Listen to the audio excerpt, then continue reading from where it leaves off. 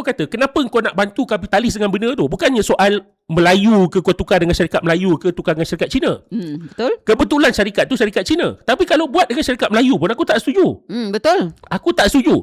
Contohnya syarikat tu Faraj punya. Faraj kan Melayu Islam.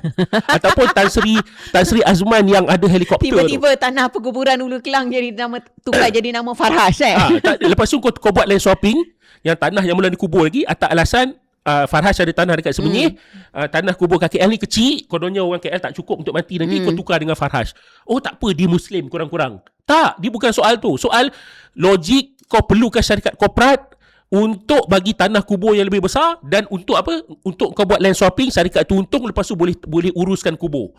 Benda tu memang tak masuk akal. Betul. Jadi ada banyak benda, dan benda hujah-hujah tu engkau orang akan dilihat lebih rasional, tapi tak.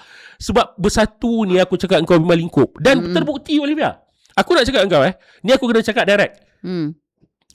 Sebenarnya aku tak ingat nak cakap. Bila Aidil lah cakap tadi, aku dah cakap lah. Kau tahu kenapa Perikatan Nasional kalah?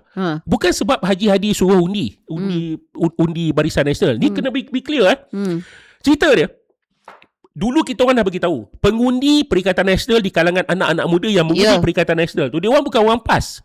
Dia orang atas pagar. Dia orang anak muda atas pagar yang memberi peluang kepada Perikatan Nasional. Masa tu kalau ingat lagi, sorry Ana saya menyampuk, masa tu masa PRU 15 PRU 15, anak muda pada ketika itu rata-rata yang mengundi adalah pengundi kali pertama, Anas. Yes, dia orang mengundi Perikatan Nasional sebab nak bagi peluang. Walaupun Perikatan Nasional kalah. Dan sekarang ni kebanyakan ni dah berumur 20 tahun ke atas.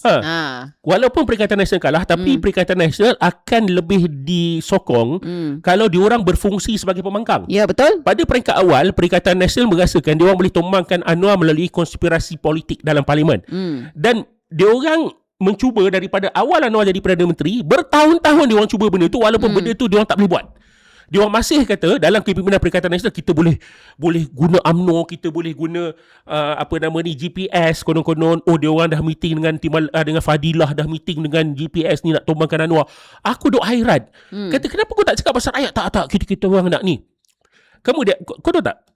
Sampai aku terfikir tau masa tu, ke Anwar Ibrahim ada sogok duit dekat Parti Bersatu ni untuk supaya bersatu jahanamkan Perikatan Nasional? Sebab tak rasional. Anas, PN adalah Perikatan Nasional adalah kekuatan kepada PH. Aku baca kat mana entah hari tu. Kalau PN kuat, maksudnya BN lemah. Betul, PH kuat, diorang kata. So, ini analisis ni aku tak ingat dekat mana, dekat FB aku baca.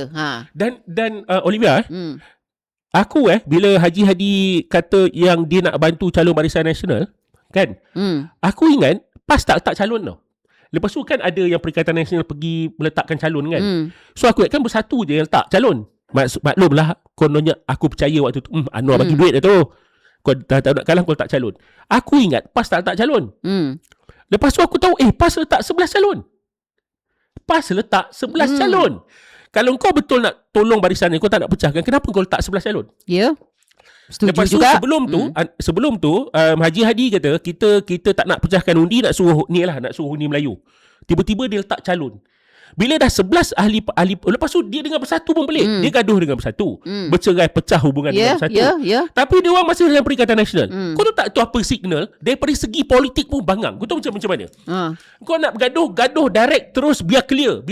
Sebab tu aku selalu guna contoh Ibrahim Ali. Nak jadi katak, better jadi Ibrahim Ali. Dia lompat parti, kurang-kurang dia jelas. Dia lompat daripada UMNO, dia lompat sana, dia lompat sini, kurang-kurang kau tahu. Lagi satu contoh, Tengku Zafrul, Anas. Tengku Zafrul. Kurang-kurang kau tahu waktu tu dia di mana.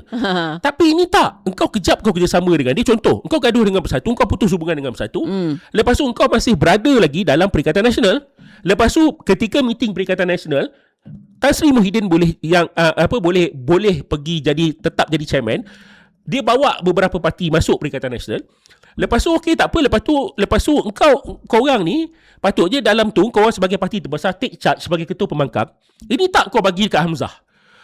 Kau tu confusing. Rakyat ni tak payah cerita kau orang ada polisi atau tak ada polisi. Rakyat yang tengok pun pening. Kemudian dekat Johor kau kata tak apa, kau tak nak pecahkan undi Melayu apa semua, kau bagi Barisan Nasional. Sekali kau orang bertanding 33 kerusi, PAS bertanding 11. Yang kau orang tak bertanding, kau MCA je.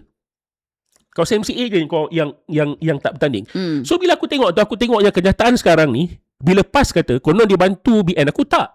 Sebab apa? Kan kita dah cakap banyak kali. Engkau tanya orang-orang yang pernah mengundi Perikatan Nasional sebelum ni, Kan sampel aku mungkin tak besar. Aku ada cousin aku, ada kawan-kawan aku. Dia orang kata menggarut gila. Kan yang undi Perikatan Nasional kita orang dah kata kebanyakan yang undi Perikatan Nasional adalah atas pagar. Kebanyakan pengundi dekat Malaysia ni atas pagar. Ya, betul. Pengundi yang sama yang pernah mengundi Barisan Nasional mengundi Perikatan Nasional.